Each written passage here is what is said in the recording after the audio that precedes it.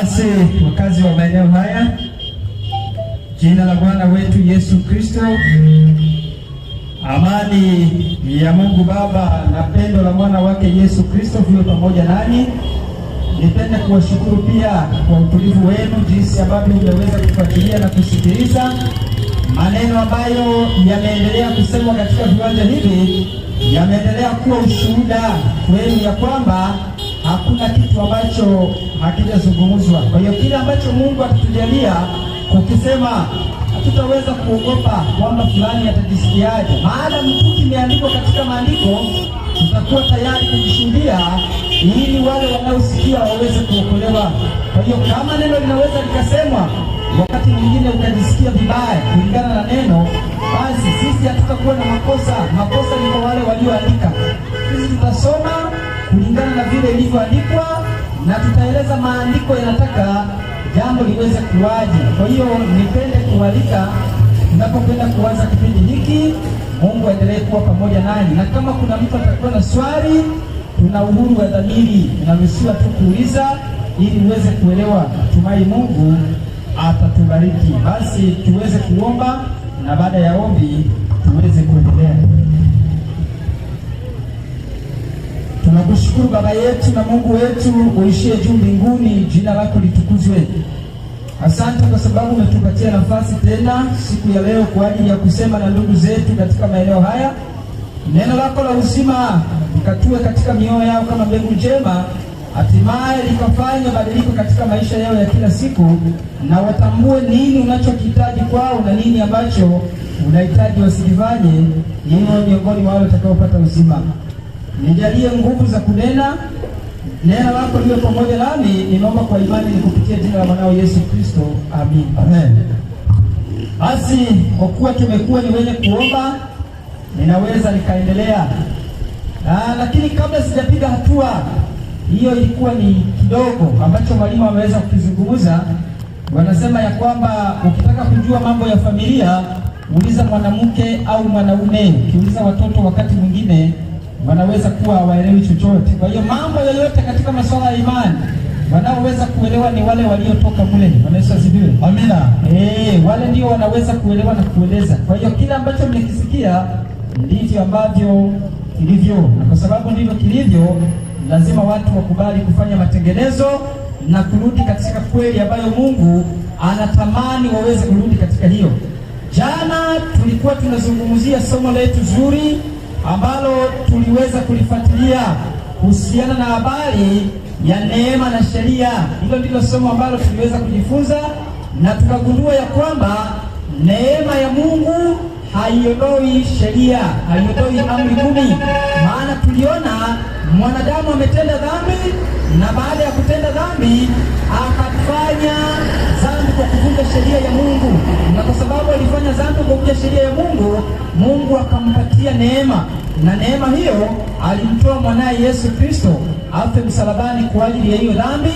Maana dhambi ilihitaji aliyevunja sheria, au amri ilihitaji aliyevunja sheria aweze kufa. Tulisoma kitabu cha Warumi 6 na ule mstari wa 23, natuambia mshahara wa dhambi ni mauti, bali kalama ya Mungu ni kalama ya Mungu, tukaambiwa ni watu kupata wokovu kupitia kwa Kristo Yesu Bwana wetu. Kwa hiyo neema tulipokea kwa sababu ya kutenda dhambi. Hatukuwa na uwezo wa sisi kulipa, isipokuwa Mungu alitupenda akamtoa mwanaye. Tuliweza kuona, na kwa sababu hiyo kwa njia ya imani tunapomwamini tunahesabiwa haki. Kwa hiyo tukaona hakuna haja ya kuondoa sheria.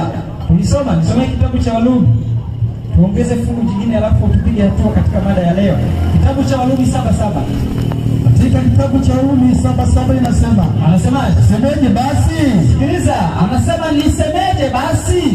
Torati ni dhambi? Torati ni dhambi? Hasha. Anasema hapana. Walakini nisingalitambua dhambi, ila kwa sheria. Kwa hiyo kumbe sheria ipo kunifanya mimi na wewe tuweze kutambua nini? Dhambi. Na tuliona sheria haipo kwa ajili ya kutuokoa, yaani amri 10 hazipo kwa ajili ya kunifanya mimi na wewe, au hazipo kwa ajili ya kutufanya tuokolewe, kwamba zenyewe ndio zinatupatia wokovu. Lakini tuliona kazi ya amri 10 ni kutufanya mimi na wewe tuweze kutambua Tunaambiwaje? Teremka na andiko. Endelea kusema. Anasemaje? Anasema katika fungu la 7 anasema hivi. Kwa kuwa singalijua kutamani kama Torati singalisema usitamani. Anasema nisingelijua kutamani kama Torati au sheria, amri singesema usifanyaje? Usitamani. Lakini dhambi, endelea kusema, lakini dhambi ilipata nafasi kwa ile amri, ikafanya ndani yangu kila namna ya kutamani. Sawa? Kwa maana dhambi bila sheria imekufa. Kwa hiyo dhambi bila sheria tuliweza kuona inafanyaje? Imekufa. Ukiondoa tu sheria, maana yake unasema hakuna nini? Dhambi. Maana sheria unapoivunja unahesabiwa kuwa umetenda nini? Dhambi. Tuliweza kuona. Kwa hiyo sheria ya Mungu haiwezi kuondoka, maana sheria ya Mungu ni tabia ya Mungu ambayo Mungu anatamani wanadamu walioumba katika ulimwengu waweze kurudia kuwa nayo. Maana Mungu alipomuumba mwanadamu alimuumba akiwa ni mkamilifu, tuliweza kuona, lakini Ibilisi aliweza kuwadanganya na kuanguka katika hali ya kukosa utii. Kwa hiyo Mungu anatamani wanadamu wote katika ulimwengu sheria yake iwe ndani yao, na tukajifunza tukaona amri za Mungu hazikuanza tu pale mlima Sinai. Tuliona kabisa kwamba amri za Mungu zilikuwepo tangu Adamu anapoumbwa, amri zilikuwepo. Tuliona katika kitabu cha Mwanzo 4 na ule mstari wa 6 tukasoma mpaka mstari wa 9, tukaona Kaini anaambiwa dhambi na mtamani na inapaswa ishinde. Na dhambi hiyo ilikuwa ni nini? Tukaona ilikuwa ni uuaji, maana alitaka kumuua ndugu yake Abili. Akaonywa kwamba dhambi iko mlangoni, anapaswa kuishinda, lakini hakuweza, akaua, akawa ametenda dhambi. Lakini tukaona katika kitabu cha Mwanzo 25 na Mwanzo 26 na ule mstari wa 5 ikatuambia kwamba Ibrahimu aliyahifadhi maagizo ya Mungu, akazihifadhi na amri za Mungu. Na tukaona alizihifadhi wapi? Si katika mawe wala si katika kitabu fulani, bali zilikuwa ndani ya moyo. Tukisoma katika kitabu cha Warumi 2 kuanzia mstari wa 14 mpaka mstari wa 15.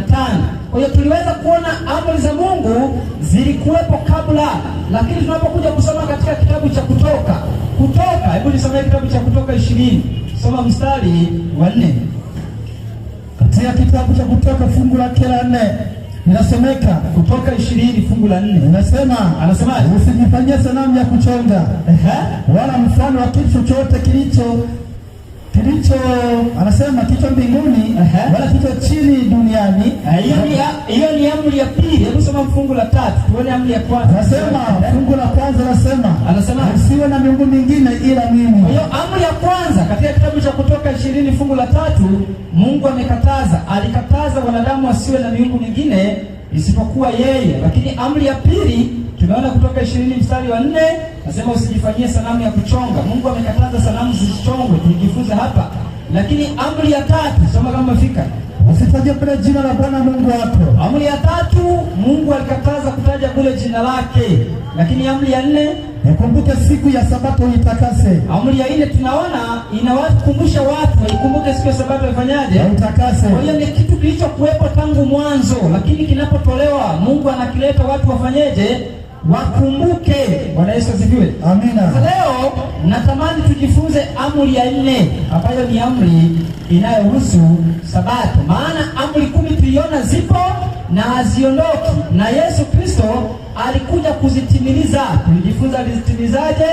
Amri zidai mwanadamu anayezivunja afe, lakini Kristo akaja kufa kwa ajili ya huyo mwanadamu. Kwa hiyo tukaona hakuja kuondoa sheria, bali alikuja kuitimiliza. Tusoma katika kitabu cha Mathayo 5 na ule mstari wa 19. Soma hilo fungu sasa, tuanze kuteremka. Katika Mathayo 5 fungu lake la 17 imeandikwa kusema hivi, anasema msidhani ya kuwa nilikuja kuitangua Torati. Anasema msidhani ya kuwa nalikuja kuitangua Torati au manabii, la sikuja kutangua bali kutimiliza. Kwa hiyo Kristo anasema ya kwamba hakuja kutangua bali kufanyaje? Kutimiliza. Bali kutimiliza. Kwa hiyo kile ambacho tulipaswa kukifanya tukakivunja, Kristo alikuja kutimiliza ili afe atupatie uwezo wa mimi na wewe kuweza kutii. Na tuliona kwamba hakuna mwanadamu yoyote ambaye anaweza kutimiza amri 10 za Mungu pasipo msaada wa Kristo, yaani kupitia Roho yake kuwa ndani yetu, hakuna mwanadamu anayeweza kutimiza. Maana ili tutimize, lazima tabia zetu zifanane na tabia ya Kristo. Roho Mtakatifu awe ndani yetu, atupe uwezo wa kuishi sawasawa na amri za Mungu. Na tukaona ya kwamba tunasoma wote tunaofanya ibada katika majumba, usiibe, lakini tunaiba. Ni kwa sababu gani? Kuiba kuko ndani ya karatasi, hakuko ndani ya moyo, kwa maana tunashindwa kutimiza. Kwa hiyo kile ambacho Kristo anakihitaji, tendo hiyo au tabia hiyo iwe ndani ya mioyo yetu, ndipo tutaweza kuishi sawasawa na mapenzi ya Mungu. Kwa hiyo leo tunaangalia amri ya 4. Ni amri ambayo watu wengi wameivunja. Miongoni mwa amri hii, na tuliweza kuona katika kitabu cha Yakobo 2, katika kitabu ni cha Yakobo 2 na ule mstari wa 10.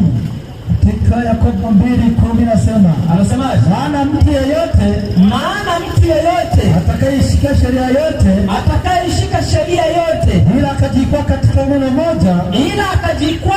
neno moja, amekosa juu ya yote.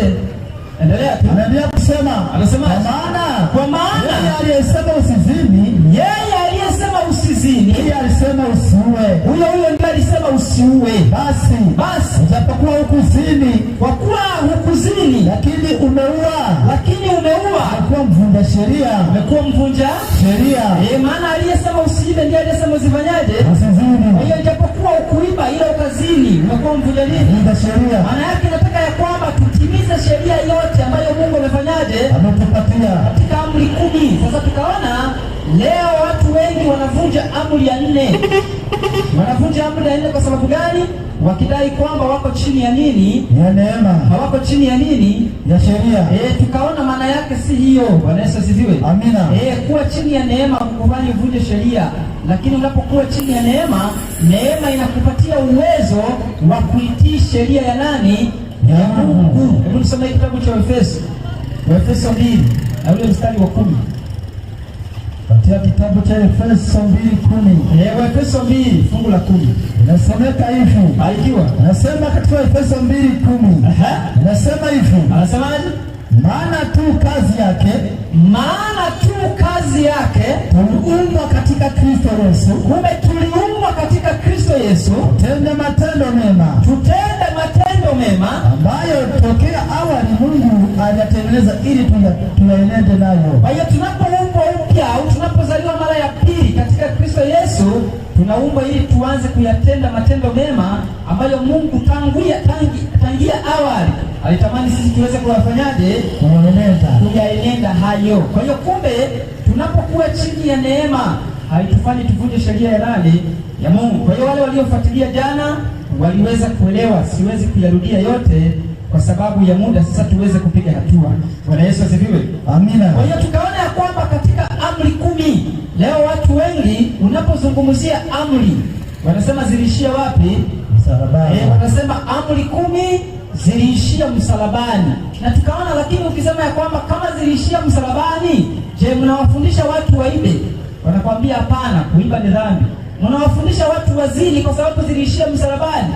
Wanasema hapana, kuzini ni dhambi. Mnawafundisha watu waseme uongo? Wanasema hapana, kusema uongo ni dhambi. Mnawafundisha watu watamani? Wanakwambia hapana, kutamani ni dhambi. Lakini ukisema mnawafundisha watu ikumbuke siku ya Sabato itakase, wanakwambia Sabato iliishia msalabani. Bwana Yesu asifiwe. Amen. Kwa hiyo kutoka kwa amri 10 zinabaki amri ngapi? 9. Sasa amri 9, Mungu alitupatia 9. Soma kitabu cha Kumbukumbu la Torati 4:13. Mungu hakuwahi kutoa amri 9. Mungu alitoa amri 10, akionyesha ya kwamba mwanadamu anapaswa kuwa na tabia kama ya kwake. Alitueleza nakala ya tabia yake, vile yeye anavyohitaji sisi tuwe, si kwamba zilikuwa 9. Soma katika Kumbukumbu la Torati 4:13. 4:13 anasemaje? Nasomeka hivi. Barikiwa. Akawahubiria agano lake alilowaamuru kulitenda. Yani ile amri 10. Amri ngapi? Amri 10. Amri 10. Lakini leo watu hawataki hizo amri 10, wanataka amri ngapi? Amri 9. Sasa unajiuliza hizo 9 ni za nani? Maana Mungu hajawahi kutoa 9. Mungu ametoa 10. Mkikataa hizo mwanze kuambia watu wawe wezi, mwanze kuambia watu wawe wazinzi, mwanze kuambia watu wawe wauaji. Sasa tunaona itakuwa ni hatari. Kwa hiyo tunapokubali amri za Mungu lazima tuzikubali 10 kama zilivyo. Sasa tuangalie amri ya 4, ndio nataka tujifunze leo. Amri ya 4 watu wamekuwa wakisema hiyo amri Mungu aliwapatia Wayahudi. Bwana asifiwe. Amina. Kwamba amri ya 4, hebu isome sasa vizuri. Kutoka 20, anza mstari wa 8. Katika kitabu cha Kutoka 20. Watu wamekuwa na madai ya kusema hiyo amri ya 4 Mungu aliwapatia wana wa Israeli, hakuwapatia watu wengine. Sasa soma kama umefika. Anasemaje? Anasema ikumbuke siku ya Sabato itakase. Sikiliza vizuri wewe unayenifuatilia, na kama utakuwa na swali nitaacha nafasi ya maswali kwa ajili ya kujifunza. Anasema ikumbuke siku ya Sabato itakase. Siku sitafanya kazi. Siku sitafanya kazi. Utende mambo yako yote. Utende mambo yako yote. Lakini siku ya saba ni Sabato ya Bwana Mungu wako. Ni Sabato ya Bwana Mungu wako. Siku hiyo usifanye kazi yoyote. Wewe wala mwana wako, wala binti yako, wala binti yako, wala mtumwa wako, wala mjakazi wako, mnyama wako wa kufuga, wala mnyama wako wa kufuga, wala mgeni aliye ndani ya malango yako, maana kwa siku sita Bwana alifanya mbingu na nchi, na bahari na vyote vilivyomo, siku ya saba akastarehe siku ya saba. Kwa hiyo Bwana akaibarikia siku ya Sabato, akaitakasa. Kwa hiyo tunaona Mungu baada ya kumuumba mwanadamu, nakumbuka Mungu aliumba ulimwengu na vitu vyote vilivyomo mpaka mwanadamu kwa muda wa siku ngapi? 6. Siku 6. Lakini ilipofika siku ya 7 Mungu alitoa maelekezo. Hebu rudi katika kitabu cha Mwanzo kwanza. Rudi katika kitabu cha Mwanzo. Mwanzo 2:1. Soma, anasemaje? Nasema, basi mbingu na nchi zikamalizika na jeshi lake lote. Tunakumbushwa kwamba basi mbingu na nchi zikamalizika na jeshi lake lote. Na siku ya saba Mungu alimaliza kazi yake yote aliyoifanya na akasali siku ya 7. Rudia. Anasema na siku ya saba Mungu alimaliza kazi yake yote. Aliyoifanya. Akastarehe siku ya saba. Akaacha kufanya kazi yake yote aliyoifanya. Mungu akaibarikia siku ya saba akaitakasa. Kwa hiyo Mungu aliumba mbingu na nchi na vyote vilivyomo mpaka mwanadamu kwa muda wa siku 6, na siku ya 7 Mungu alipumzika, na baada ya kupumzika akaibarikia na kuitakasa siku ya 7. Ndio maana tunaona katika kitabu cha Kutoka 20 na lile fungu la 8 Mungu anawaagiza wanadamu akisema waikumbuke siku ya Sabato waitakase. Siku 6 wafanye kazi, watende mambo yao yote, lakini siku ya 7 wanakumbushwa ni Sabato ya Bwana Mungu wako. Kwa hiyo pale hakuna kwamba Mungu alikuwa akiwapatia Wayahudi, hapana. Mungu alikuwa anawakumbusha wanadamu. Kumbuka Wayahudi au wana wa Israeli wanapewa maagizo ya Sabato kwa sababu Mungu aliwachagua kuwa watu wake, na kwa sababu aliwachagua kuwa watu wake akawapatia maagizo aliyokuwa ameyatoa tangu mwanzo.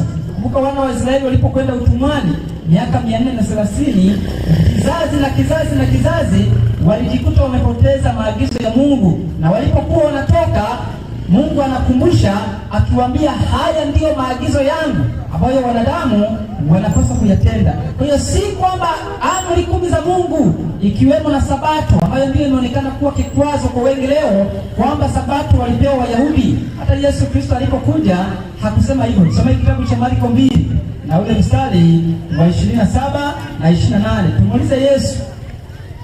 Kitabu cha Marko 2 mstari wa 27 na 28. Nasomeka hivi. Anasemaje? Katika Marko 2:27 na 28. Nasomeka hivi. Twende. Akawaambia Sabato ilifanyika kwa ajili ya mwanadamu. Sabato ilifanyika kwa ajili ya Wayahudi. Sabato ilifanyika kwa ajili ya mwanadamu. Sabato ilifanyika kwa ajili ya wana wa Israeli. Sabato ilifanyika kwa ajili ya mwanadamu. Sabato ilifanyika kwa ajili ya mwanadamu. Kwani hapa maeneo ya kitega uchumi, si wote hawa ni wanadamu? Ni wanadamu ndio. Sasa tunaambiwa sabato ilifanyika kwa ajili ya watu gani? Ni wanadamu. Kwa hiyo si wana wa Israeli, pale hakuna wana wa Israeli. Yesu anasema sabato ilifanyika kwa ajili ya wanadamu. Alafu si wanadamu kwa ajili ya sabato. Anasema si mwanadamu kwa ajili ya sabato. Yaani maana yake ni nini? Yesu anajaribu kuzungumza kwamba mwanadamu ndiye aliyeumbwa kwanza na akapewa sabato. Si sabato ilitangulia mwanadamu akaumbwa. Kwa maana anasema kwamba sabato ilifanyika kwa ajili ya huyo mwanadamu. Lengo ni nini? Mwanadamu aweze kupumzika. Mungu anatupenda. Anatamani tufanye kazi siku 6, siku ya 7 tupumzike. Tunapumzisha miili yetu, lakini si kupumzisha miili tu, bali tunakutana pamoja na Mungu kwa ajili ya kusikiliza maagizo yake. Hilo ndilo kusudi ambalo Mungu alikusudia. Hiyo si kwamba sabato ilifanyika kwa ajili ya Wayahudi. Hapana, sabato ilifanyika kwa ajili ya wanadamu, na kwa sababu mimi na wewe ni wanadamu, lazima tukubali maagizo ya Mungu. Na tuliona kukataa maagizo ya Mungu ni kukataa kuwa ndani ya kanisa la Mungu. Bwana Yesu asifiwe. Amina. Kwa hiyo tunaambiwa sabato ilifanyika kwa ajili ya wanadamu. Kwa ajili ya wanadamu. Kwa hiyo sisi wote ambao ni wanadamu lazima tukumbuke kuitunza sabato. Kwa nini sabato inafanyika kwa ajili ya wanadamu? Mungu alitamani atukumbushe pia ya kwamba ni kwa sababu alifanya kazi kwa siku 6 na siku ya 7 akapumzika. Kwa tunapokuwa katika sabato tunakumbuka uumbaji ambao Mungu aliweza kumfanya. Lakini sabato leo watu wanakuwa wakisema sabato ni pumziko. Bwana Yesu asifiwe. Amina. Ni kweli sabato ni pumziko. Lakini je, si siku? Hapo ndipo kumekuwa na changamoto. Watu wanakuambia sabato ni pumziko. Ni kweli. Lakini kwa sababu ni pumziko, je, ni pumziko katika siku ipi ambayo Mungu ameweza kuiagiza? Rudi katika kitabu cha Kutoka 20 fungu la 8. Katika kitabu cha Kutoka 20 fungu la 8. Anasemaje? Nasema, kumbuke siku ya sabato itakase. Kumbuke siku ya sabato itakase. Siku 6 fanya kazi. Siku 6 fanya kazi. Utende mambo yako yote. Lakini siku ya 7. Lakini siku ya ngapi? Ya 7. Lakini siku ya ngapi? Ya 7. Ni sabato ya Bwana Mungu wako. Kwa hiyo kumbe sabato ni pumziko.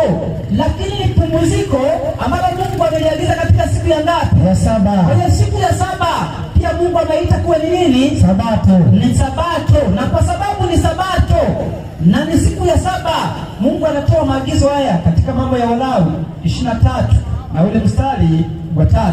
Si kwamba sabato ni pumziko tu, hapana. Lazima tukubali sabato ni pumziko, lakini ni pumziko ambalo Mungu ameiagiza lifanyike siku ya 7.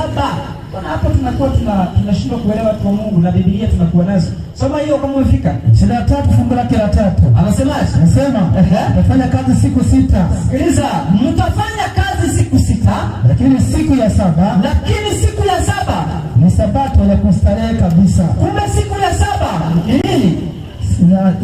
Anasema siku ya kustarehe kabisa. Rudia andiko sasa. Anasema siku ya 7, rudia andiko zima. Anasema, mtafanya kazi siku 6. Mtafanya kazi siku 6, lakini siku ya 7, ni sabato ya kustarehe kabisa. Kumbe siku ya 7 tumekumbushwa ni sabato ya kustarehe kabisa. Alafu kusanyiko takatifu. Sasa hapo ndipo watu hawataki. Wanataka tu siku ya sabato ni kustarehe. Wanakwambia si unaangalia tu siku yoyote unastarehe. Lakini si kustarehe tu, bado tumeambiwa ni kusanyiko takatifu. Kwa hiyo inatakiwa tunapostarehe, tustarehe tukiwa katika kusanyiko takatifu. Hilo ndio kitu ambacho Mungu anahitaji. Lakini kusema ya kwamba sabato ni pumziko, ni kweli. Ni pumziko katika siku ipi? Tumeambiwa ni siku ya 7. Na hiyo sabato Mungu ameagiza tufanyeje? Ameagiza tukusanyike, na amesema ni kusanyiko takatifu. Bwana Yesu asifiwe. Amina. Kama mimi na wewe kweli tunatambua tabia ya Mungu au amri 10 za Mungu na tuliona hazijaisha, tutambue amri ya 4 inayosema ikumbuke siku ya sabato itakase, na yenyewe pia haikuisha. Mungu anahitaji tuweze kupumzika. Mungu anahitaji tuweze kukusanyika. Lakini kwa nini Mungu anatamani tuweze kutunza sabato? Tusome kitabu cha Ezekieli 20 na lile fungu la 20. Mungu anahitaji tutunze Sabato. Tunaona jambo la kwanza tunakumbuka uumbaji, lakini jambo la pili Mungu anahitaji tupumzike kimwili lakini na kiroho pia, kwa ajili ya kukusanyika na kujifunza mambo yake. Lakini sababu ya tatu kwa nini tunapumzika siku ya Sabato, soma kama fika, au kwa nini tuishike Sabato? 20 Ezekieli fungu lake la 20 nasema. Anasemaje? Zitakaseni Sabato zangu. Zitakaseni Sabato zangu. Zitakuwa ishara kati ya mimi na ninyi. Zitakuwa ishara kati ya mimi na ninyi. Alafu pate kujua ya kuwa mimi ndimi Bwana Mungu wenu. Kwa hiyo jambo jingine, Sabato ni ishara kati ya Mungu na wanadamu. Anasema zitakaseni Sabato zangu. Zitakuwa ishara kati ya mimi na ninyi, mupate kujua mimi ndimi Bwana Mungu wenu. Kwa hiyo unapoondoa Sabato, unaondoa ishara ya kukutambulisha wewe na nani? Na Mungu. Lazima ukubali Sabato ipo, na Sabato ni ishara inayowatambulisha watu wa Mungu na Mungu aliyowaumba. Ndio maana katika kitabu cha Waebrania 4 na ule mstari wa 9 tunaweza kuambiwa jambo hapo. Soma kama umefika. Katika Waebrania 4:9 anasemaje? Nasema twende mistari ya Sabato kwa watu wa Mungu. Fika usome. Nasema katika Waebrania sura yake ya 4 fungu lake la 9. Anasemaje? Ngoja nifike hapo sasa mwalimu. Katika Waebrania 4:9 anasema hivi. Anasema hivi. Basi hiyo ndio nataka. Anasema basi imesalia raha ya Sabato kwa nani? Kwa watu wa Mungu. Kwa hiyo kwa watu wa Mungu imesalia raha ya nini? Ya Sabato. Na wale ambao hakuna raha ya Sabato watakuwa ni watu wa Mungu kweli? Jibu linakuwa ni hapana. Kwa hiyo ili uwe mtu wa Mungu, ili kuwa mtu wa Mungu, anasema ya kwamba Sabato itakuwa ishara ikionyesha ya kwamba sisi ni watu wa Mungu. Lakini tunaambiwa kwa watu wa Mungu imesalia raha ya nini? Ya Sabato. Kwa hiyo lazima tukubali Sabato haikuishia msalabani. Sabato inaendelea, na unaposema Sabato iliishia msalabani, ni kusema ya kwamba Mungu hakufanya kazi siku 6 na siku ya 7 akapumzika, akawahitaji wanadamu wapumzike kukumbuka uumbaji. Lazima tuweze kuelewa hilo. Kwa maana Mungu anatamani wale wanaosema wanazikubali amri 10 wasizikubali nusu, alafu wakawa zingine wanavunja kwa sababu zao wenyewe. Hapana, ukiamua kuzikubali, kubali zote. Ukiamua kukataa, kataa zote. Hiyo ndio itakuwa ponapona. Lakini kukataa moja na kubali zingine, Yakobo amesema ya kwamba unakuwa mvunja sheria. Na kwa nini uendelee kuwa mvunja sheria?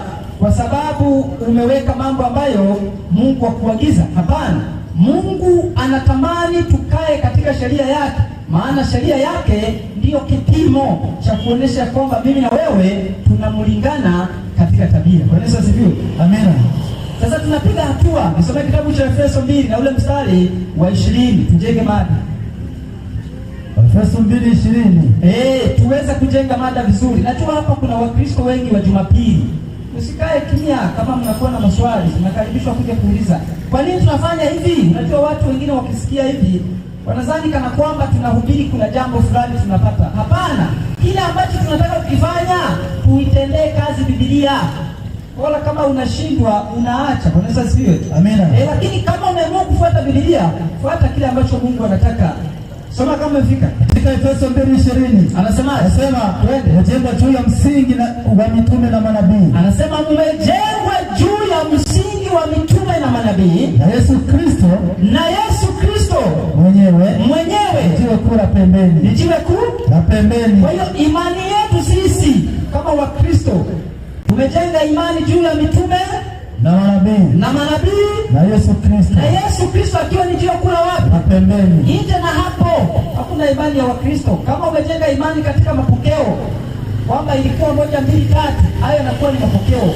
Imani yetu itoke katika maneno ya Kristo, imani yetu itoke katika maneno ya mitume, imani yetu itoke katika maneno ya manabii. Na kujenga juu ya msingi wa mitume na manabii ni kusikiliza maneno ambayo manabii na Kristo na mitume wameyasema. Soma kitabu cha Mathayo 7 na ule mstari wa 24. 7:24 kitabu cha Mathayo.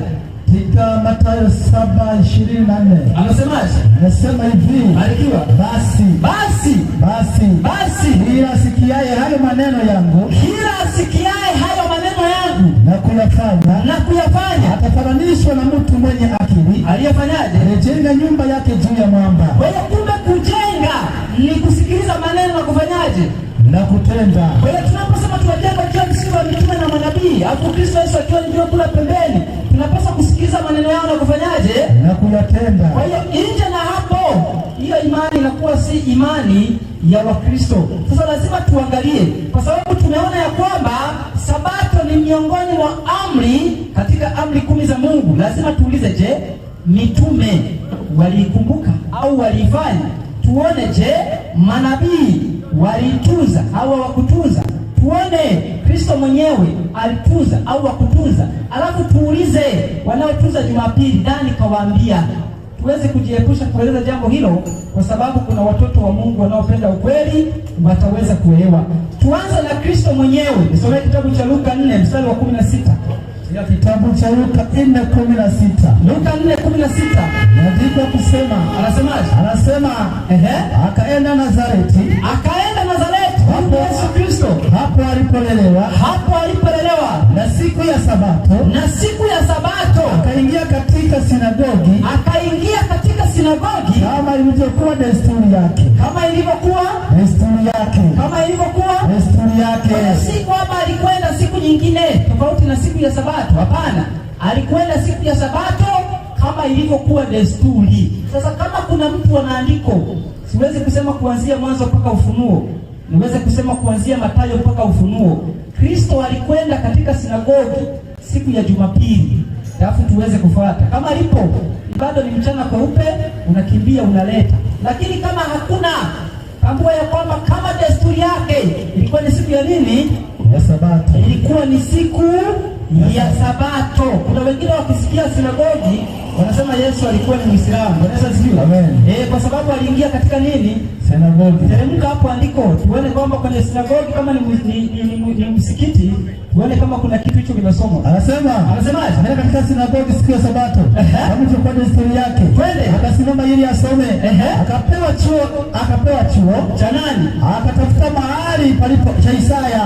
Akafungua chuo. Akatafuta mahali palipoandikwa, Roho wa Bwana yu juu yangu. Kwa maana amenitia mafuta kuwahubiri maskini habari njema. Na amenituma kuwatangazia wafungwa kufunguliwa kwao, na vipofu kupata kuona tena, kuacha huru walioteswa, na kutangaza mwaka uliokubaliwa. Asante. Kwa hiyo utagundua hakuna chuo cha nabii Isaya huko. Bwana asifiwe. Amen. Tunapozungumzia sinagogi ni msikiti wa watu gani? Wa Wayahudi. Bwana asifiwe. Amina. Ndio sinagogi ni majengo ambayo yalikuwa yakijengwa kwa ajili ya kufanyia ibada baada ya ile hekalu la Sulemani mwaka wa 70 AD, Warumi walipokuja na kufanyaje na kulibomoa, vikaanza kujengwa visinagogi vidogo vidogo. Si kusema kwamba Yesu alikuwa Muislamu. Katika Biblia Mwanzo mpaka Ufunuo hatuwezi kuambiwa jambo hilo. Kwa hiyo tunaona kama ilivyokuwa desturi, siku ya Sabato Yesu alikuwa akiingia wapi? Kanisani. Alikuwa akiingia katika sinagogi la watu gani? La Wayahudi. Sasa wale ambao wanakwenda siku tofauti na hiyo, kuna agizo ambalo Yesu au kielelezo tunachoweza kukifuata kutoka kwa Kristo. Tunawauliza mitume, maana imani yetu imejengwa juu ya mitume na manabii, na Yesu Kristo akiwa anajua kula wapi? La pembeni. Soma kitabu cha Matendo ya Mitume 13 mstari wa 44. Matendo ya Mitume 13:44. 13:44 Matendo ya Mitume. Nasomeka hivi. Twende. Hata Sabato ya pili. Sikiliza, hao ni mitume. Hayo maneno yameandikwa yakakauka, mimi na wewe tumeyakuta. Tunapaswa kuyasoma na kuyafanyia kazi, si kubadilisha unaweka mengine. Soma kama vika. Hata Sabato ya pili. Watu wengi. Karibu mji wote. Wakakusanyika ili walisikie neno la Mungu. Kwa siku ya Sabato watu wanapaswa wakusanyike, walisikia neno la Mungu. Hivyo, kwa hiyo ukikataa kukusanyika siku ya Sabato, siku nyingine huwezi kukusanyika ukasikia neno la Mungu. Siku ya Jumapili watu wanapaswa kwenda wapi? Soma kitabu cha Marko 16. mstari wa 12. Siku ya Sabato, siku ya Jumamosi, watu wanapaswa wakusanyike walisikie neno la Mungu. Lakini siku ya kwanza ya juma, ambayo ni Jumapili, watu wanapaswa kwenda wapi? Marko 16:12. Nasomeka hivi katika Marko 16:12. Twende. Baada ya hayo wakatokea watu wawili baada ya Yesu kufuka, anasema akawatokea watu wawili miongoni mwao. Ana sura nyingine. Nao walikuwa wakishika njia kwenda shamba. Kwa hiyo siku ya kwanza ya juma watu wanapaswa washike njia kwenda wapi? Kwenda kulima. Alafu siku ya saba watu wanapaswa kukusanyika kusikia neno la nani? Neno la Mungu. Hivyo ukikataa kukusanyika kulisikia neno la Mungu, umepinga maneno ambayo mitume waliweza kutuagiza. Matendo ya Mitume, somea 16 mstari wa 13. Tunaangalia mitume walikwenda siku ya kwanza ya juma au siku ya Sabato? Matendo 16:13. Anasemaje? Hata siku ya Sabato. Anasema hata siku ya Sabato tukatoka nje ya lango. Tukaenda kando ya mto. Ambapo kadhani ya kuwa pana mahali pa kusali. Alafu kaketi kasema na wanawake waliokutana pale. Kwa hiyo hata mitume ilipokuwa inafika siku ya Sabato walikuwa wanatafuta mahali kwa ajili ya kufanyaje? Kwenda kusali. Kwa ajili ya kwenda kusali. Kwa hiyo imani yetu imejengwa juu ya msingi wa mitume na manabii na Kristo Yesu akiwa ni juu ya kula wapi? Kwa hiyo tumeona Kristo kama kielelezo alitunza Sabato. Yesu asifiwe. Amen. Lakini pia tunaona mitume kama kielelezo walitunza nini? Sabato. Tena walikusanyika kwa ajili ya kufanya nini? Ibada. Kama ambavyo Mungu alikuwa amefanyaje? Ameagiza. Katika kitabu cha Kutoka 20 mstari wa 8 mpaka mstari wa 12, usisome, tumeweza kusoma. Kwa hiyo kile ambacho tunapaswa kufanya ni hicho. Lakini leo watu wamesema ya kwamba Yesu alipokufa msalabani aliondoa nini? Sabato. Sasa tuulize, Yesu alipokufa msalabani wewe uliondoa Sabato? Mathayo 24 mstari wa 20. Katika Mathayo 20 na ile fungu lake la 20. Tuone kama Yesu alipokufa msalabani aliondoa Sabato. Soma kama umefika. Katika kitabu cha Injili ya Yohana 20 na ile 20. Mathayo 20 na ile 20. Anasemaje? Inasomeka hivi, mwalimu, twende. Ombeni ili kukimbia kwenu. Yesu anawaambia wanafunzi wake. Kusoma Mathayo 24 kuanzia mstari wa 3. Wanafunzi walimwambia Yesu, tuambie ni nini dalili ya kuja kwako na ya mwisho wa dunia. Sasa katika Mathayo 24 mstari wa 20, Yesu anawaambia ya kwamba ombeni kukimbia kwenu usiwe wakati wa baridi, wala nini siku ya Sabato. Kwa hiyo kumbe Yesu alitambua mpaka mwisho kutakuwa na siku ya nini? Ya Sabato. Alafu naambiwa Yesu alikufa msalabani akaondoa nini? Sabato. Hawezi kufanya hivyo. Bwana Yesu asifiwe. Amina. Maana Sabato ni miongoni mwa amri 10 za nani? Za Mungu. Na tuliona amri 10 za Mungu hazijaisha. Bwana Yesu asifiwe. Amen. Zipo na zinahitaji ziandikwe ndani ya mioyo ya wale wanaoamini, si katika mbao mbili za mawe. Maana zikiandikwa hapo hawawezi kuzitimiza, watakuwa wanazisoma wanazivunja, lakini zikiandikwa ndani inakuwa ni tabia yao, wanazitimiza. Kwa hiyo si kusema kwamba ziliisha zikaondolewa, hapana. Zinatoka katika mbao mbili za mawe, zinahamia katika mbao mbili za mioyo ya nyama, yani ndani ya mtu. Tulisoma Wakorintho wa 2:3 na ule mstari wa 3 tuweza kusikilisha maneno hayo. Kwa hiyo kifo cha Yesu msalabani hakikuondoa amri ngapi? Na wala hakukiondoa Sabato. Sabato iliendelea kuwepo na watu walipaswa kuitii. Lakini tunapata mfano kwa wale wanawake ambao walikwenda kutazama mwili wa Kristo. Je, ilipofika siku ya Sabato kwa sababu Yesu alikufa, walipuuza? Nisome kitabu cha Luka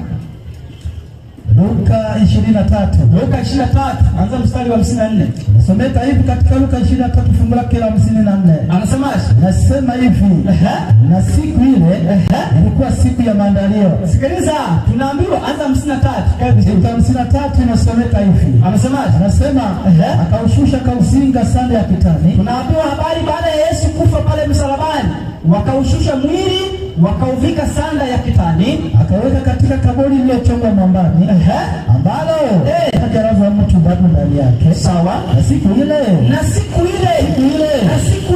siku ya maandalio ilikuwa siku ya maandalio. yaliyo na Sabato akaanza kuingia. Sawa. Wale wanawake walikuja naye toka Galilaya. Sawa. Walifuata. Ndio. Wakaliona kaburi jinsi mwili wake ulivyowekwa. Wakarudi wakafanya tayari manukato. Sawa. Na marihamu. Ndio. Na siku ya Sabato walistarehe kama ilivyoamriwa. Kwa hiyo siku hapo, kwa sababu alikufa, sasa eti akifa ataondoa Sabato? Hapana, alikufa. Nasema Ijumaa siku ya maandalio wakaandaa. Sabato ilipoingia wakapumzika kama ilivyofanyaje? Ilivyoamriwa. Kwa hiyo kusema eti katika Biblia kuna sehemu mitume walibadilisha Sabato, kuna sehemu mitume walibadilisha Sabato kwenda Jumapili, hiyo katika Biblia hakuna. Kusema ya kwamba Yesu alipokufa msalabani Sabato ilibadilika, hiyo kitu katika Biblia hakuna. Kwa hiyo hayo ni mawazo ambayo wanadamu wameendelea kuyafanya kwa ajili ya kuvunja amri za Mungu, na kwa sababu Mungu ni upendo, anatamani awarejeshe watu katika amri zake, maana hapo ipo kipimo cha tabia ya kwamba mwanadamu amefanana na Mungu na anastahili kupata uzima wa milele. Kiondoa amri 10 za Mungu na Sabato ikiwa ndani, ujue umekataa kipimo ambacho kitakupima kuonekana kuwa unastahili kupata uzima wa milele. Bwana Yesu asifiwe. Amen. Kwa hiyo tunaambiwa walipumzika kama ilivyokuwa imeamuliwa. Sasa kuna shida ambayo ipo, lazima tuweze kuitatua. Bwana Yesu asifiwe. Amina. Shida hiyo ni watu wanasema ya kwamba ni kweli Sabato ipo, ni siku gani? Maana leo tuna Ijumaa, tuna Jumamosi, tuna Jumapili, tuna Jumatatu, tuna Jumanne, tuna Jumatano. Sasa hiyo Sabato itakuwa ni siku gani? Na matokeo watu wanaishia kusema ya kwamba bwana, siku yoyote inaweza kuwa Sabato maadamu mtume ameamua kupumzika. Au kuna kitu cha namna hiyo? Mungu hawezi kutoa maelekezo alafu atuchanganye, hawezi kufanya hivyo. Lazima tusikilize maandiko kama kweli sisi tunahitaji kuokolewa. Maana ili tuokolewe, hatuokolewi kwa sababu ya dhehebu fulani. Hapana, ili tuokolewe, tunaokolewa kwa ukweli ambao Mungu anatamani tuushike. Sasa lazima tuangalie Sabato hiyo ni siku gani kwa mujibu wa maandiko. Bwana Yesu asifiwe. Amina. Sarudi kitabu cha Mwanzo 2. Katika Mwanzo 2. Mwanzo 2, anza mstari wa 2 na wa 3. Tuangalie Sabato ni siku gani kwa mujibu wa maandiko.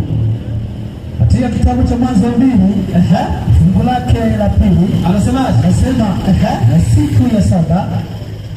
na siku ya saba Mungu alimaliza kazi yake yote aliyofanya. Mungu alimaliza kazi yake yote aliyoifanya. Tumeambiwa ilikuwa ni siku ya ngapi? Ya saba. Siku ya saba Mungu alimaliza kazi yake yote aliyoifanya, akastarehe siku ya Sabato. Sasa soma vizuri. Anasema hasa fungu la 2. Anasema siku ya saba. Na siku ya saba Mungu alimaliza kazi yake yote. Mungu alimaliza kazi yake yote aliyoifanya. Akastarehe siku ya saba. Akaacha kufanya kazi yake yote aliyoifanya. Asante. Kwa hiyo tunaona kumbe siku ya saba ndiyo siku ambayo Mungu alistarehe akaacha kufanya kazi yote aliyoifanya. Kwa hiyo hiyo siku ya saba ndiyo inayoitwa Sabato. Tumesoma Kutoka 20 hasa mstari wa 8. Alafu tuangalie hiyo Sabato ambayo ni siku ya saba wa leo tunaita siku gani? Katika kitabu cha Kutoka 20 fungu lake la 8. Anasemaje? Fiki hapo mwalimu, katika kitabu cha Kutoka 20 fungu lake la 8. Fika usome. Inasomeka hivi. Ikumbuke siku ya Sabato. Ikumbuke siku ya Sabato. Uitakase. Siku sita. Anasema siku sita. Fanya kazi. Alafu tena mambo yako yote. Lakini nini? Siku ya saba ni Sabato ya nani? Ya Bwana Mungu wako. Kwa hiyo kumbe siku ya saba tumeambiwa kuwa ni Sabato ya Bwana Mungu wako. Sasa lazima tuangalie hiyo siku ya saba ambayo tumeambiwa ndiyo Sabato kwa leo ni juma ngapi? Si hivyo? Ndio. Mathayo 28 anza mstari wa kwanza. Katika kitabu cha Mathayo 28 mstari wa kwanza. katika Mathayo 28 fungu lake la kwanza. Anasemaje? Fiki hapo mwalimu, katika Mathayo 28 fungu la kwanza. Maana tunaambiwa siku ya saba ndio nini? Sabato. Ndiyo Sabato. Sasa tuangalie hiyo siku ya saba ambayo ni Sabato ni siku gani? Mathayo 28 fungu lake la kwanza. Anasemaje? Anasema twende, hata Sabato ilipokwisha kupita. Tunaambiwa ya kwamba hata Sabato ilipokwisha kupita, na tunaambiwa Sabato ni siku ya ngapi? Ya saba. Sabato ni siku ya ngapi? Ya saba. Kwa hiyo tunaambiwa hata Sabato ilipokwisha kupita, ikapambazuka siku ya kwanza ya juma. Kwa hiyo Sabato inapopita huwa inapambazuka siku ya kwanza ya nini? Ya juma. Na tunajua wiki ina siku ngapi? Ya siku saba. Na tunaambiwa Sabato ndio siku ya ngapi? Ya saba. Kwa hiyo Sabato inapoisha inapata siku ya ngapi? Siku ya kwanza. Sabato mtu atauliza kwamba Sabato ikiisha inafuatia siku ya kwanza. Sasa hiyo Sabato ni siku gani? Teremka na andiko sasa. Naendelea kusema. Anasemaje? Anasema ikapambazuka siku ya kwanza ya juma. Mariamu Magdalena na Mariamu yule wa pili walikwenda kulitazama kaburi.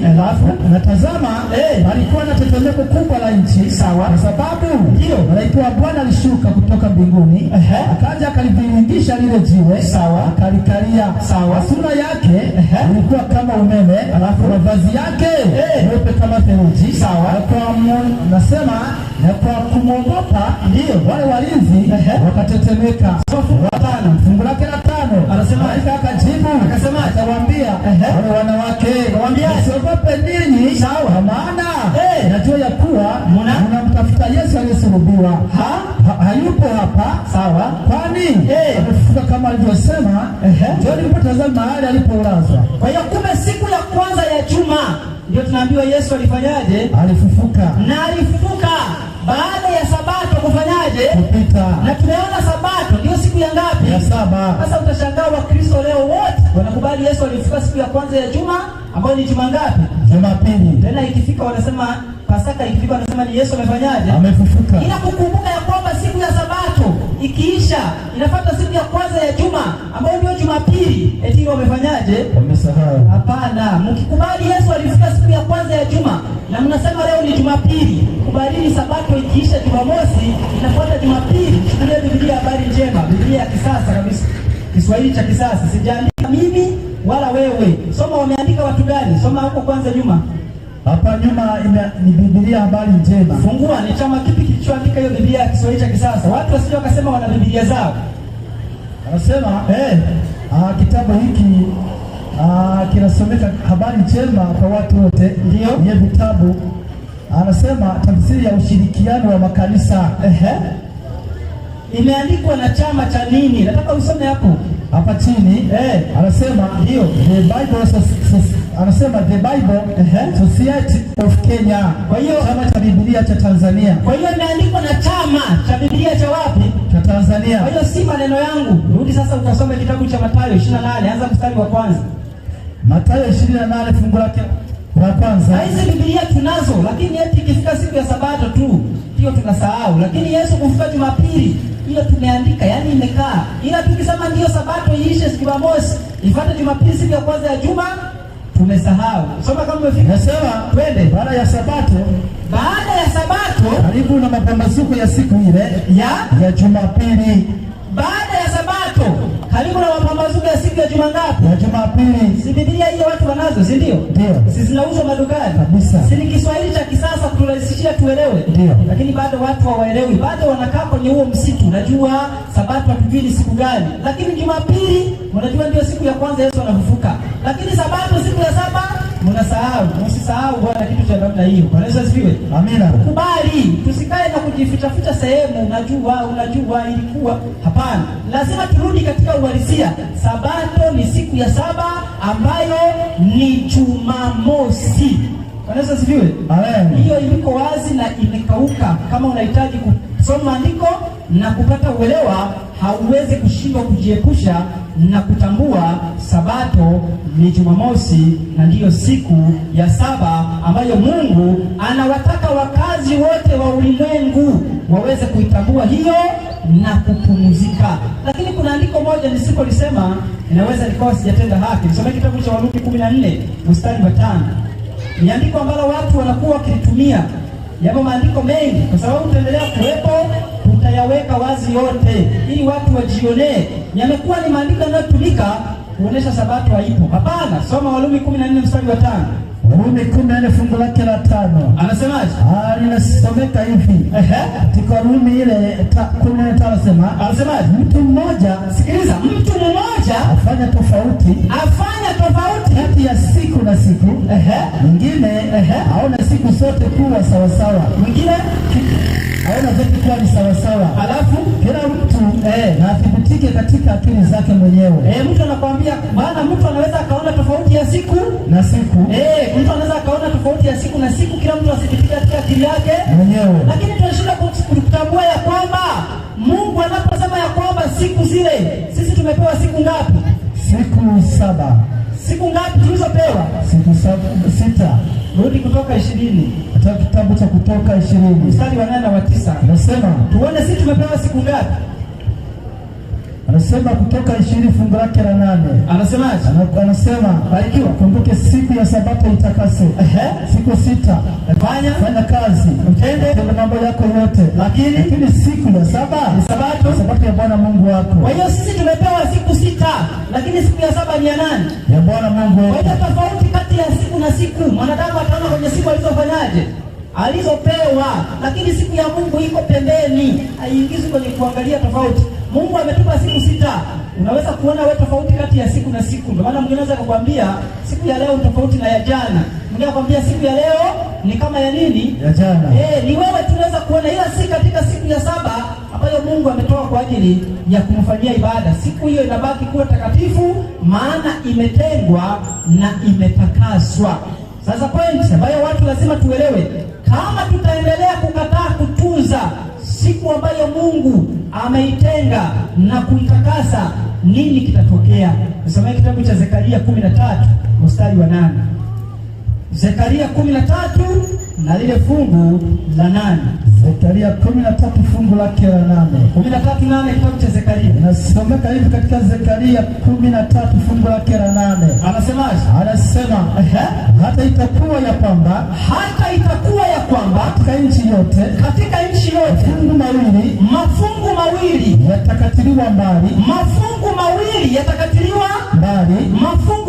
yatakatiliwa mbali. Alafu nao watakufa. Alafu asema Bwana, ndio, lakini fungu la 3 litabaki humo. Kwa hiyo kumbe katika siku za mwisho mafungu mangapi? Mawili yatakatiliwa mbali, lakini fungu moja ndio litafanyaje? Litabaki humo. Lazima tuangalie hayo mafungu mawili ambayo yatakataliwa mbali, alafu fungu moja libaki. Nisomee kitabu cha Isaya 9 mstari wa 14. Haya mafungu mawili yatakayokataliwa, alafu fungu moja libaki na litakaswe, itakuwa ni fungu lipi? Na hayo mawili yatakayokataliwa, soma kama umefika katika Isaya 9 mstari wa 14. Fike katika Isaya 9:14. Anasemaje? Nasomeka hivi katika Isaya 9:14. Barikiwa. Nisome kama ilivyoandikwa katika Isaya 9:14. Anasemaje? Anasema hivi. Anasema kwamba kwa sababu hiyo ndio Bwana atakata katika Israeli.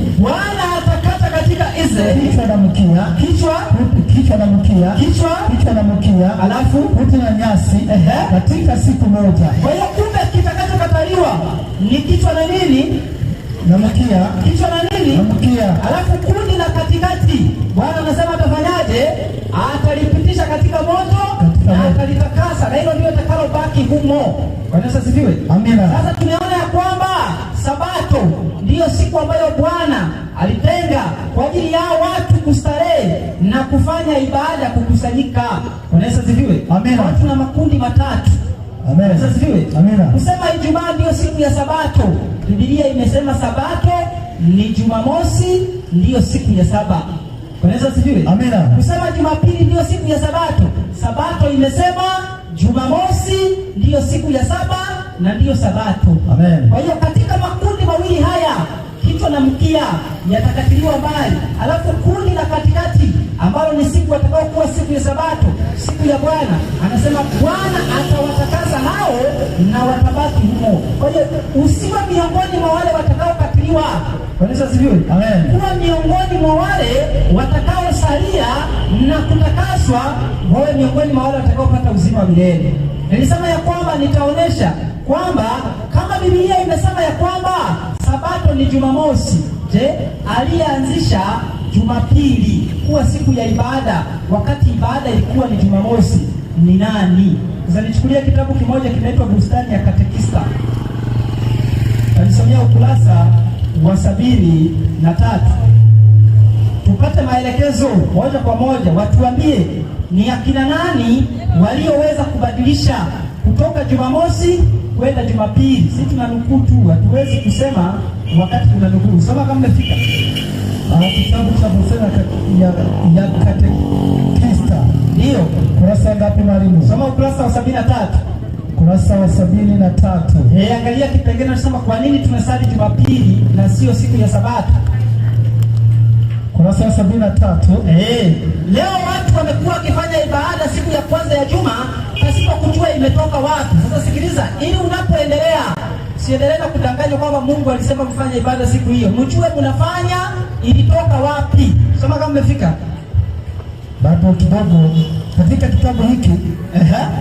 Kwa nini tunasali siku ya Jumapili? Ni kitabu kinatoka wapi? Hiki ni kitabu cha Katekista ya Kanisa Katoliki. Ndio. Anasemaje? Kwa nini tunasali siku ya Jumapili wala si Sabato? Wanauliza swali, kwa nini tunasali siku ya Jumapili wala si nini? Si Sabato. Angalia hapo namba 1. Namba 1 anasemaje? Masomo ni mengi. Yanayosisitiza kwamba masomo ni mengi yanayosisitiza kwamba Wayahudi walipaswa kupumzika na kusali siku ya Sabato. Alafu kwa mfano hayo hatuyapingi, lakini baada ya kufufuka kwa Yesu ndio Wakristo walifanyaje? Walionelea. Hebu rudia. Lakini baada ya kufufuka kwa Yesu Wakristo walifanyaje? Walionelea waadhimishe siku ya Bwana siku hiyo Yesu alipotoka kaburini. Kwa hiyo si kwamba Mungu aliwaagiza. Hapana, walionelea. Si kwamba Mungu aliwaagiza. Walionelea wao. Sasa kwa nini muonelea alafu mbaki katika kuonelea? Eti ya kwamba Wakristo walionelea. Hapana cha kuonelea. Lazima turudi sasa kutengeneza. Mungu alitaka tufanye nini? Si kukaa katika mapokeo ya maonoleo. Kusema kwamba wanaonolea. Soma nataka kusema, anasema kihistoria tunaelewa kwamba nataka hilo neno lisibitike vizuri. Kihistoria tunaelewa kwamba Wakristo wa kwanza waliendelea kuadhimisha siku ya Bwana Jumamosi. Kwa hiyo Wakristo wa kwanza waliendelea kuadhimisha siku ya Bwana ambayo ni Jumamosi. Lakini wengine walipoendelea wakaonelea wafanye siku ya kwanza ya juma ambayo ni Jumapili. Kwa nini msirudi katika Wakristo wa kwanza alafu mrudi katika kuonelea? Hiyo ni kitu hatari. Hatupaswi kuonelea katika maneno ya Mungu. Sasa nenda pale mwisho tuone nani aliyeonelea na kutangaza na ilikuwa mwaka gani Jumapili kaanza. Anasemaje? Ndivyo tarehe 3. Sikiliza uelewe, Jumapili ilianza lini? Tarehe 3 mwezi wa 3 mwaka 321. Mfalme Konstantino alifanyaje? Alivyotangaza rasmi kwamba Jumapili iwe siku ya Bwana, alafu Wakristo wapumzike na kusali. Kwa hiyo aliyetangaza ni nani? Konstantino. Lakini tunaona katika Biblia Mungu anasema iwe siku gani? Siku ya 7. Alafu Konstantino akatangaza juma ngapi? Jumapili. Kwa hiyo unapokataa kufanya ibada Jumamosi, unakataa siku ambayo Mungu alifanyaje? Ametakasa. Alafu unakuwa katika siku ya nani? Siku ya Konstantino. Sasa kwa nini uwe katika siku ya Konstantino alafu uondoke katika siku ya ibada aliyoiagiza Mungu? Alafu watu wanasema unajua ibada ni Jumapili, hiyo siku ambayo Mungu aliagiza. Katika Biblia hatujaona. Tumeona ni Konstantino tarehe 3 mwezi wa 3 mwaka wa 321 Konstantino akatangaza Jumapili iwe siku ya ibada na Jumapili watu wapumzike. Kwa maana utaona leo nchi nyingi, Bwana asifiwe, amina, inapofika Jumapili maofisi yanafanyaje? Yanafungwa. Hata kama ambao watu hawasali, utakuta ofisi zinafungwa. Tusikwamba watu wote wanasali mule, lakini ni kwa sababu siku ilitangazwa tangu mwanzo na Konstantino. Jumapili watu wanafunga na watu wanakwenda kufanya ibada, lakini si Mungu aliyeagiza. Mungu ameagiza siku ya saba, siku ya Sabato watu wanapaswa kukusanyika, na hatuwezi kusikia maneno ya watu, lazima tukubali kusikia maneno ya Mungu. Ninapoelekea mwisho, nisomee kitabu cha Marko 7 anzia mstari wa 7 na wa 8. Tuone Mungu anatuambiaje pale tunapokataa kufuata maagizo yake, tunapobadilisha amri zake na kufuata mapokeo. Konstantino ni mapokeo. Hakuna katika Biblia tunapoambiwa Sabato ilibadilishwa kwenda Jumapili. Tunaambiwa katika kitabu hicho cha Bustani ya Katekista, tena ni kitabu cha Kikatoliki, wanatueleza wazi ya kwamba mwaka wa 321 Konstantino ndiye aliyetangaza, si Mungu. Sasa kitabu cha Marko 7:7 mpaka 8 tunaambiwaje? Katika Marko 7:7 mpaka 8 anasemaje? Nao waniabudu bure. Sema nao waniabudu bure, wakifundisha mafundisho yaliyo maagizo ya wanadamu. Kumbe mkifuata mafundisho ya Konstantino, ibada yenu inakuwa ya nini? Ya bure. Wakifundisha mafundisho ya wanadamu, Anasema ninyi mnaiacha amri ya Mungu. Anasema nyie mnaiacha amri ya Mungu na kushika mapokeo ya wanadamu. Acha hizo, msiache amri ya Mungu na kushika mapokeo ya Konstantino mwanadamu. Kufanya hivyo ni kuwa katika ibada ya bure, na ili uondokane na ibada ya bure, kubali kurudi katika amri ya Mungu. Ikumbuke siku ya Sabato itakase, siku 6 ufanye kazi, utende mambo yako yote, lakini siku ya 7 ni Sabato ya Bwana Mungu wako. Ondoka katika Sabato ya mfalme Konstantino, na hapo ndipo utakapopona na uzima wa milele utakuwa ni haki yako. Natumai mmesikiliza vizuri. Kama kuna mtu ana swali tumalizie. Kama kuna mtu ana swali kulingana na kile ambacho tumekieleza, vitabu viko hapo, unaweza ukauliza ili tuweze kujifunza na kueleweshana kwa pamoja. Kama kuna mtu ana swali tunapoelekea mwisho, tuweze kumkaribisha.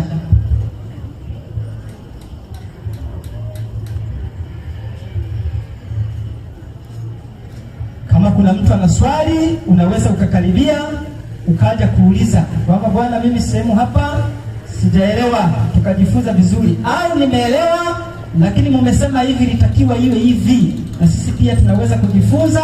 Tupo tayari kusikiliza.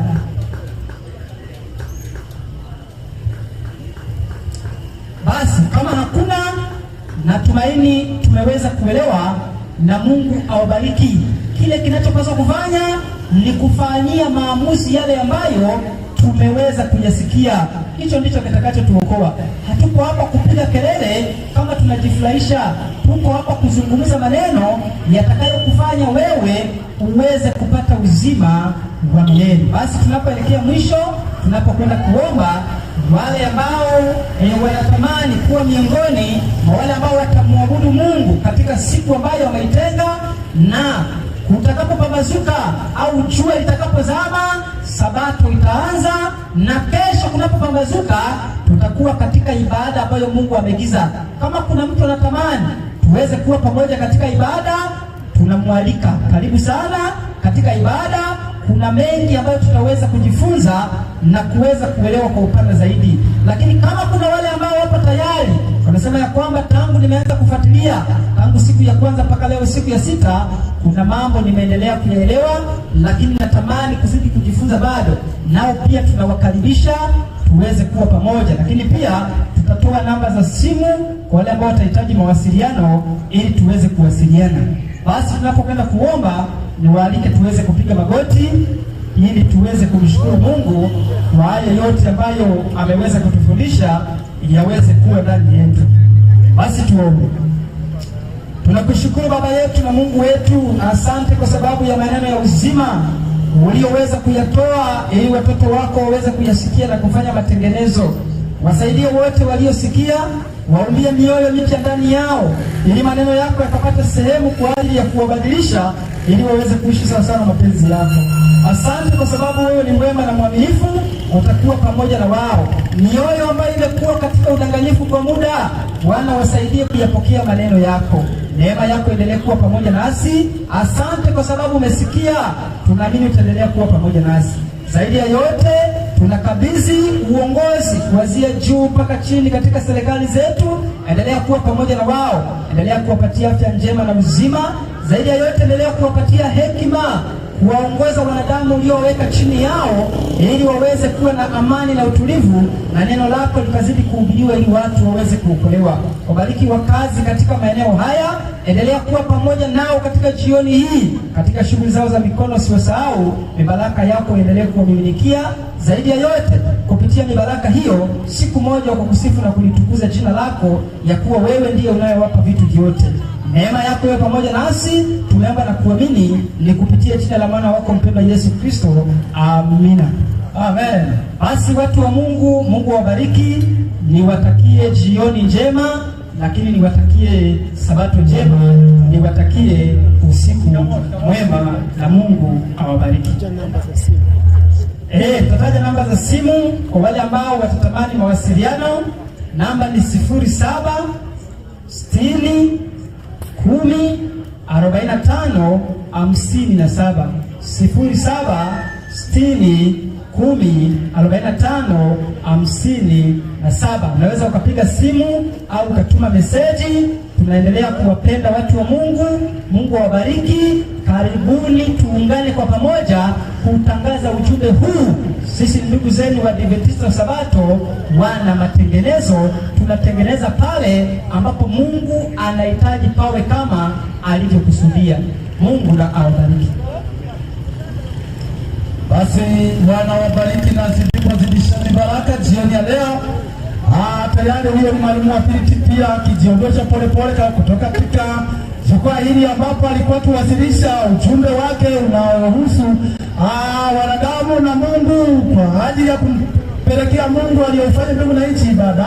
Lakini pia tutaendelea kujiepusha kuwatangazia kuwa bado nafasi ipo na bado unahitajika ili kufanya matengenezo. Na kama kuna mtu ambaye yupo na anatamani kuungana na kanisa hili la Mungu, kanisa la Waadventista wa Sabato wana matengenezo, waweza kutupigia simu ili uweze kuwa miongoni mwa watu watakaobatizwa juma hili. Na tayari mwalimu ameshakwisha kutaja namba hiyo ambayo tunaweza kuitumia kwa ajili ya kutupata. Lakini pia kama utojali, kuna namba nyingine hapa ambayo ni kwa wale ambao natamani pia kuwabatiza ndani ya juma hili ambalo tutakwenda kuwabatiza watu ambao watakuwa wamekubali kujitoa.